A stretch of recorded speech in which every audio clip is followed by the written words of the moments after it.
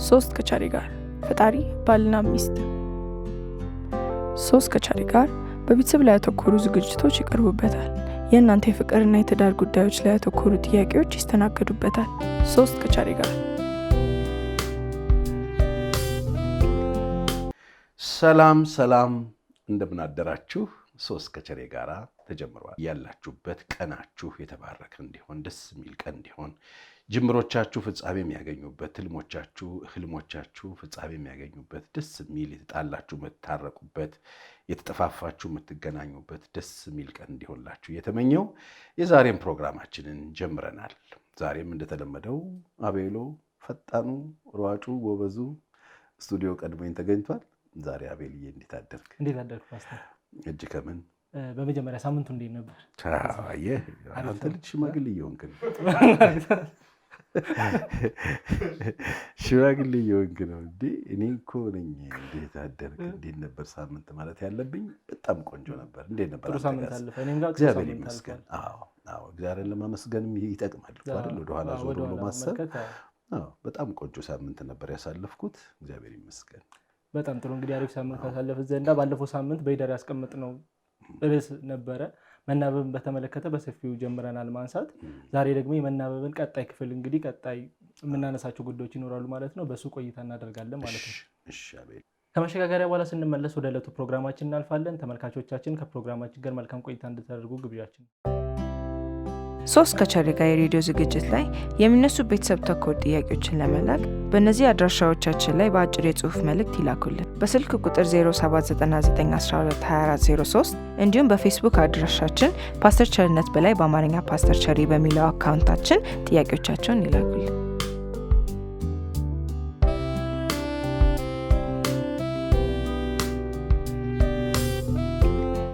ከመሸጋገሪያ በኋላ ተመልሰናል። ተመልካቾቻችን ከፕሮግራማችን ጋር መልካም ቆይታ እንድታደርጉ ግብዣችን ነው። እንግዲህ ፓስተር ወደ ዕለቱ ፕሮግራማችን እንለፍ። እንደ መነሻ እንግዲህ ያው ባሳለፍነው ሳምንት መናበብን በተመለከተ ያነሳናቸው ሀሳቦች አሉ። በተለይም ደግሞ ማስተዋልና ጥበብን በተመለከተ በእነሱ በሁለቱ እንግዲህ ተመርተን ከውጭ ያንን ሰውዬ በደንብ በመናበብ ወዴት ይሄዳል ጉዞ ወደ ትዳር ወይም ደግሞ ቤት ውስጥ ይገባሉ። ቤት ውስጥ ሲገባ አንዱ ብቻ ደግሞ የሚሰራው አይደለም። ምክንያቱም ትዳር የሁለቱንም ኃላፊነት ስለሚጠይቅ ማለት ነው። ስለዚህ የኃላፊነታቸው መናበብን ይፈልጋል ማለት ነው።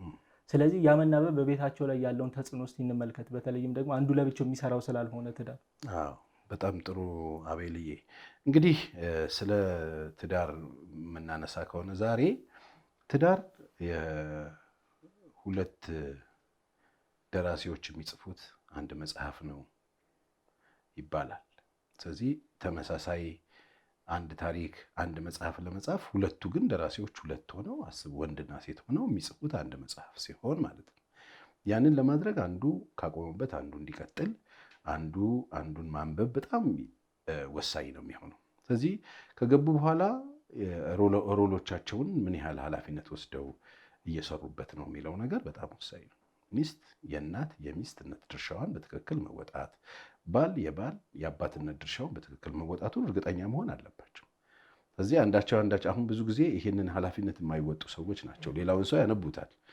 አሁን መናበብ ማለት እንዳልኩት ባለፈው ሳምንት እንዳነሳ ነው በጣም ይጠቅመናል። አብረን ለመኖር እፍርት የሌለበት አንዳችንን የማናሳዝንበት በደስታ ጣፋጭ የሆነ ትዳርና ሕይወት እንድንኖር የሚረዳ በጥበብ ጀምረ ነው በማስተዋል አጽንተ ነው የምንኖረው ሕይወት እንደሆነ ተነጋግረናል። ስለዚህ ይሄ እዚህ አብረን እየተናበብን መኖር ሲባል አንዱ የሚኖረው አይደለም፣ ምንም ጥያቄ የለውም። ሁለቱ አንድ ነው የሚሆኑት። እንዳልኳቸው አንድ መጽሐፍ ነው የሚጻፈው፣ አንድ ቤት ነው የሚሰራው። እዛ ቤት ላይ ግን ሁለቱም የየራሳቸውን ኃላፊነት ግዴታቸውን መወጣት አለባቸው። አንዱ ላይ የሚተኛበት፣ አንዱ ላይ ራሱን ጥሎ ኃላፊነት በጎደለ ሁኔታ የሚኖርበት አይደለም። እንደዚህ ስለሆነ ነው አሁን አብዛኛው ትዳሮች እየታመሙ ለፈውስም አስቸጋሪ እየሆኑ ያሉት። ኃላፊነቴን ምን ያህል ተወጥቻለሁ የሚለውን ነገር ራስን መጠየቅ። መናበብ ከገባን በኋላ አጠገባችን ያለውን ሰው አይደለም የምናነበው። አንብበንማ ገባን እኮ። አሁን ከገባን በኋላ ራሳችንን ኃላፊነታችንን ኮሚትመንታችንን ተወጥተናል ወይ ብለን መጠየቅ ነው። አሁን ትልቁ ችግር መናበብን ይዘው ይገቡና ትዳር ውስጥ አሁንም ባል ሚስቱን ያነባታል።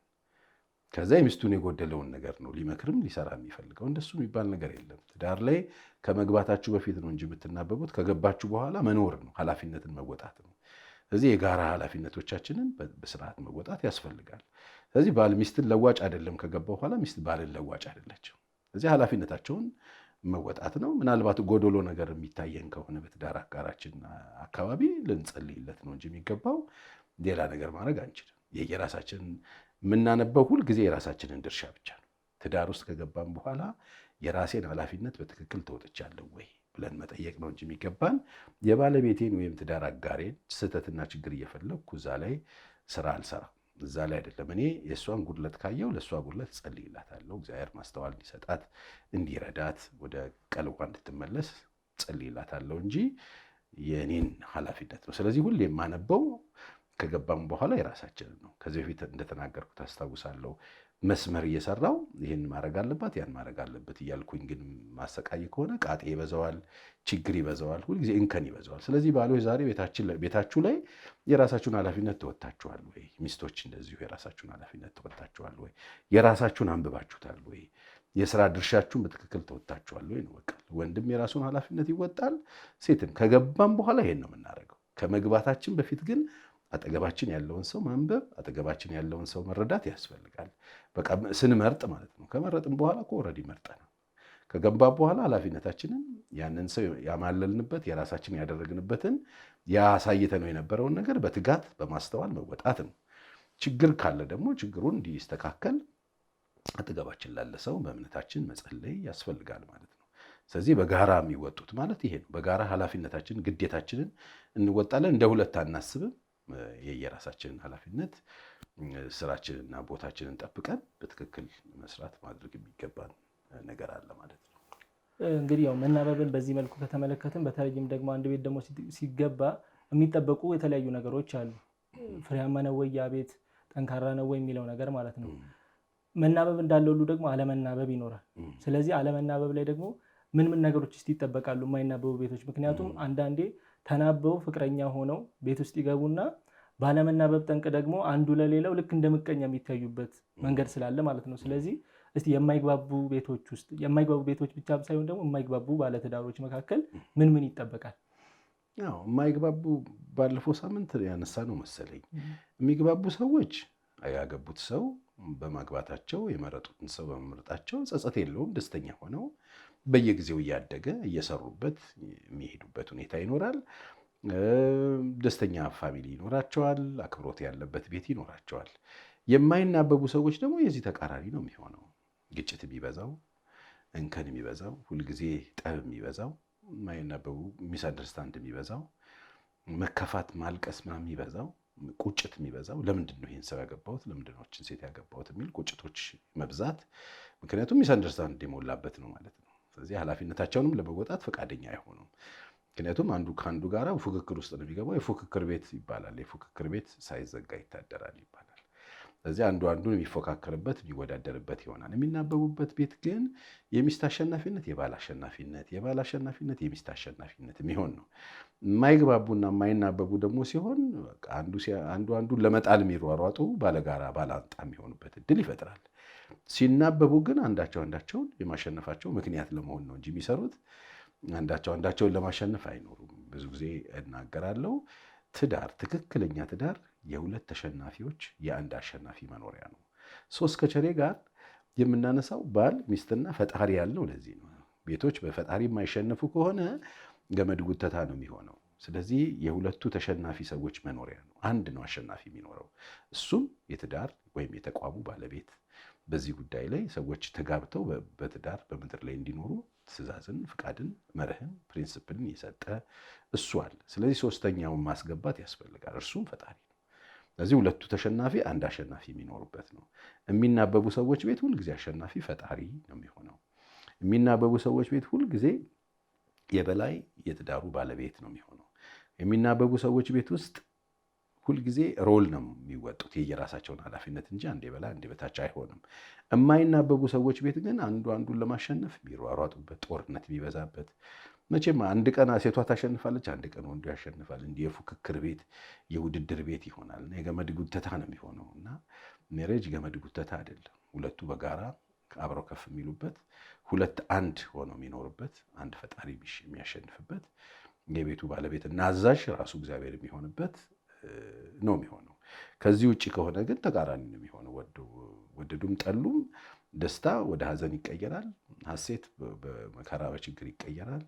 መግባባት ባለመግባባት ይቀየራል። አብሮ መኖር አብሮ ባለመኖር ይቀየራል። የማይገባቡ ሰዎች ቤት በትዳር ጸንቶ ከመኖር ይልቅ መፋታት መምጣቱ አይቀርም። እንደዚህ አይነት ችግሮች እየተበራከቱ ይመጣሉ። ልጆችም ህይወትም ቤተሰብም ሀገርም ማህበረሰብም የሚረበሽበትን እድል ይፈጥራል። የማይግባቡ ሰዎች ወይም የማይናበቡ ሰዎች ዞሮ ይሄ አለመናበባቸውና አብሮ ለመኖር የሚያስችለውን ወሳኝ ጥበብና ማስተዋል ባለመያዛቸው ምክንያት የሚሄዱት ወደ ፍቺ ነው የሚሆነው ማለት ነው። ተመልካቾቻችን ከፕሮግራማችን ጋር መልካም ቆይታ እንድታደርጉ ግብዣችን ነው። እየተከታተላችሁ የምትገኙት በኤጳ ፍሬ ክርስቶስ ቤተክርስቲያን ዩቲዩብ ቻናል እየተዘጋጀ የሚቀርብላችሁን ሶስት ከቸሬ ጋር የተሰኘውን ፕሮግራማችን ነው። ከፕሮግራማችን ጋር መልካም ቆይታ እንድታደርጉ ግብዣችን ነው። ሶስት ከቸሬ ጋር የሬዲዮ ዝግጅት ላይ የሚነሱ ቤተሰብ ተኮር ጥያቄዎችን ለመላክ በእነዚህ አድራሻዎቻችን ላይ በአጭር የጽሑፍ መልእክት ይላኩልን። በስልክ ቁጥር 0799122403 እንዲሁም በፌስቡክ አድራሻችን ፓስተር ቸርነት በላይ በአማርኛ ፓስተር ቸሬ በሚለው አካውንታችን ጥያቄዎቻቸውን ይላኩልን።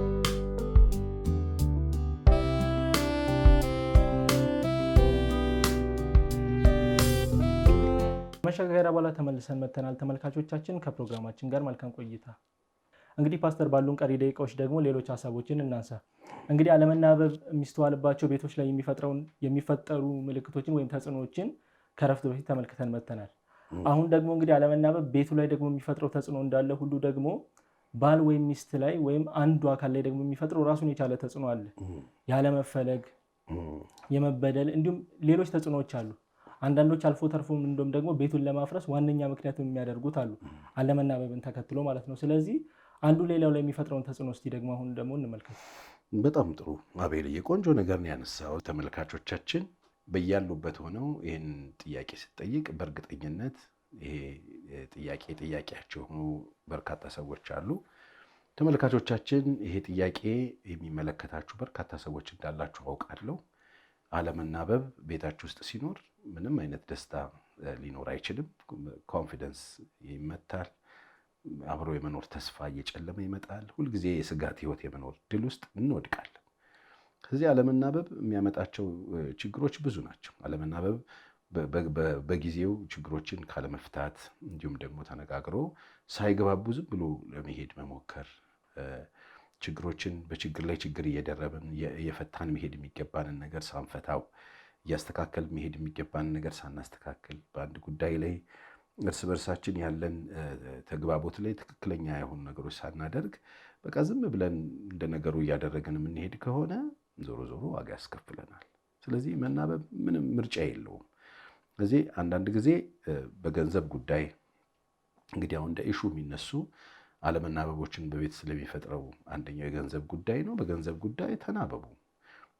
በገንዘብ ጉዳይ ላይ ያላችሁ ምልከታ ምን ይመስላል? በገንዘብ ጉዳይ ላይ ባልና ሚስት ያላችሁ ኃላፊነትን በትክክል እየተወጣችሁ ነው ወይ?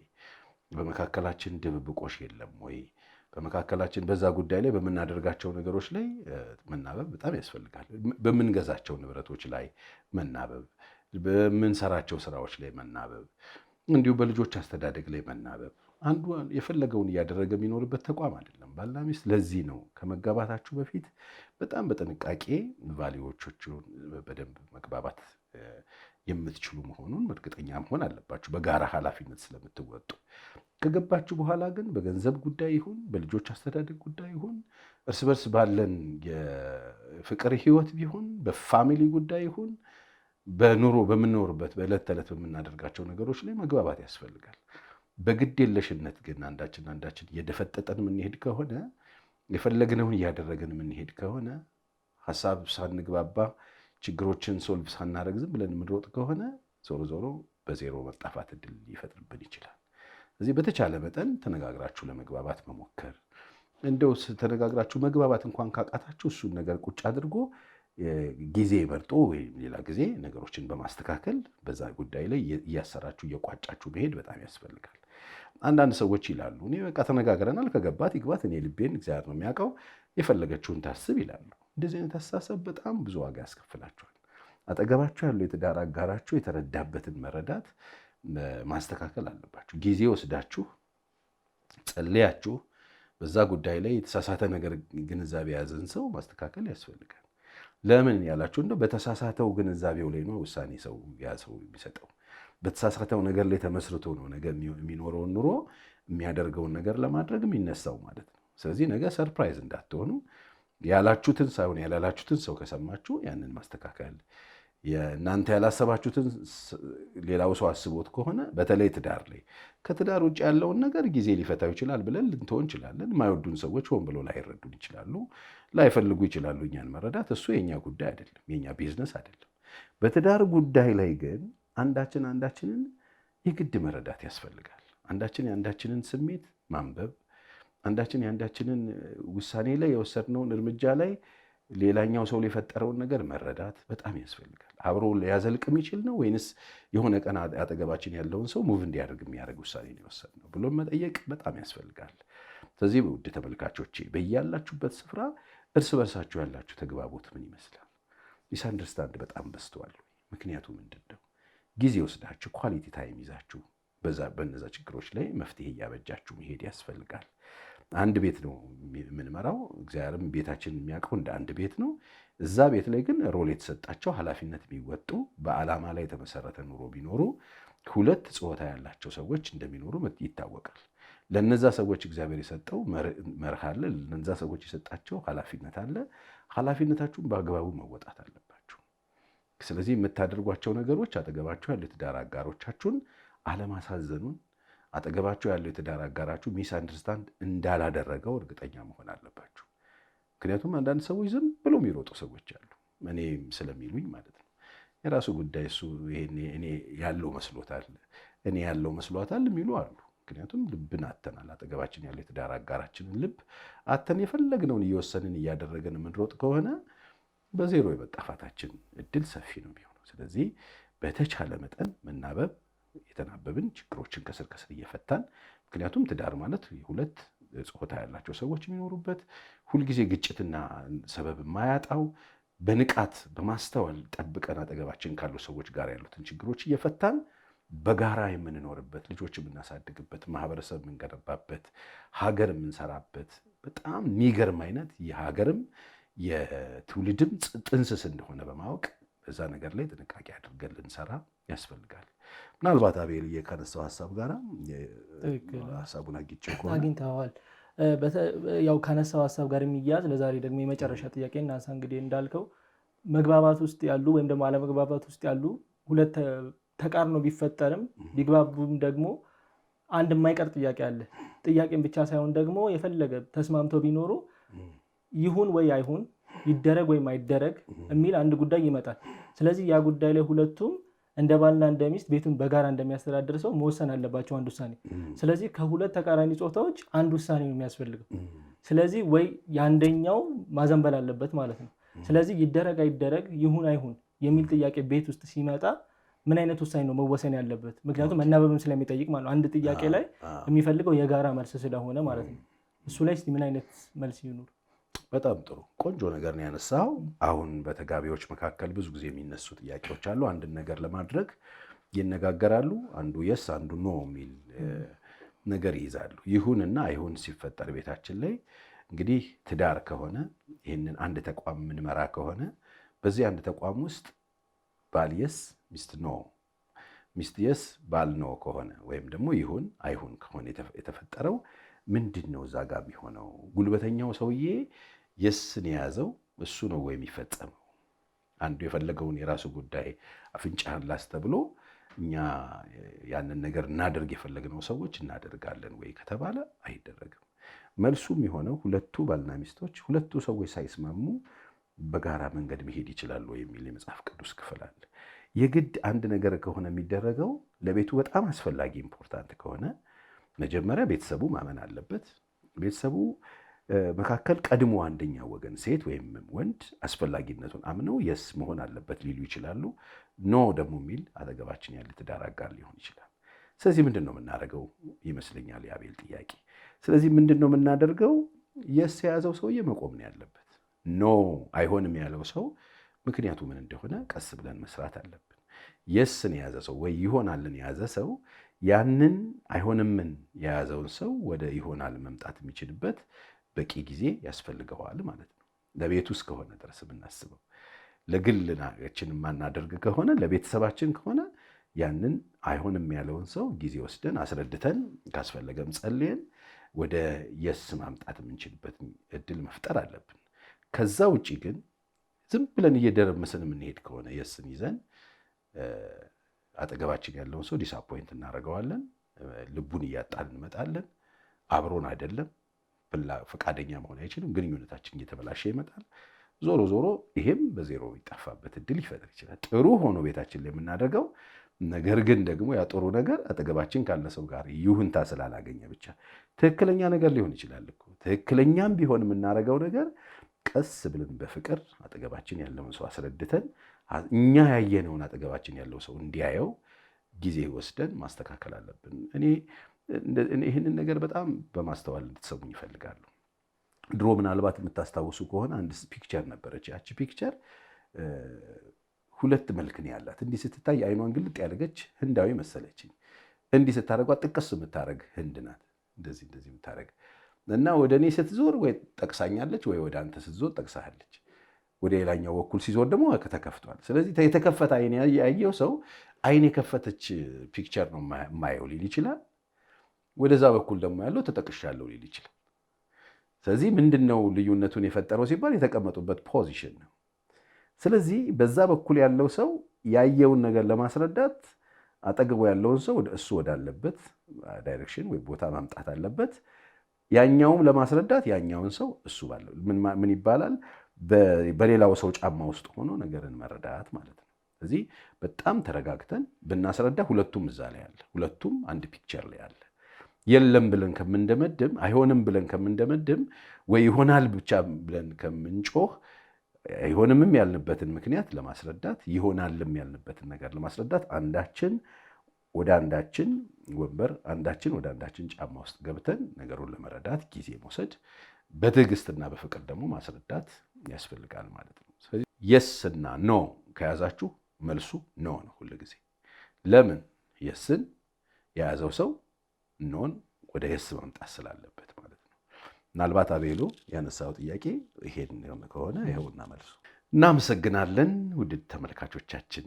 የዛሬው ፕሮግራማችንን በዚህ ያበቃን። በዚህ መርሃ ግብር በጣም አጫጭር ሀሳቦችን፣ የተወሰኑ ጥያቄዎችን ማህበረሰብ ይጠቅማሉ ብለን የምናስባቸውን ነገሮች እያነሳን ነው ከእናንተ ጋር ውይይት የምናደርግበት። ከዚህ የተሻለ ነገር ደግሞ ይዘን መቅረብ እንድንችል እንዲሁም ደግሞ ተደራሽነቱ ለብዙዎች እንዲሆን የእናንተ ምንም የማትከፍሉበት አስተዋጽኦ አለ። ላይክ፣ ሼር አድርጎ ሰብስክራይብ አድርጋችሁ ሌሎች ሰዎች እንዲዳረስ እንድታደርጉልን በአክብሮት ጠይቃችኋለሁ። የዛሬው ፕሮግራማችን በዚህ ያበቃል። ዛሬ አብረናችሁ የቆየነው እኔና አቤሎ ነበር። ከመላ የስቱዲዮ ባለሙያዎች ጋር አብረናችሁ ቆይተን ነበረ። እናመሰግናለን። መልካም ቀን።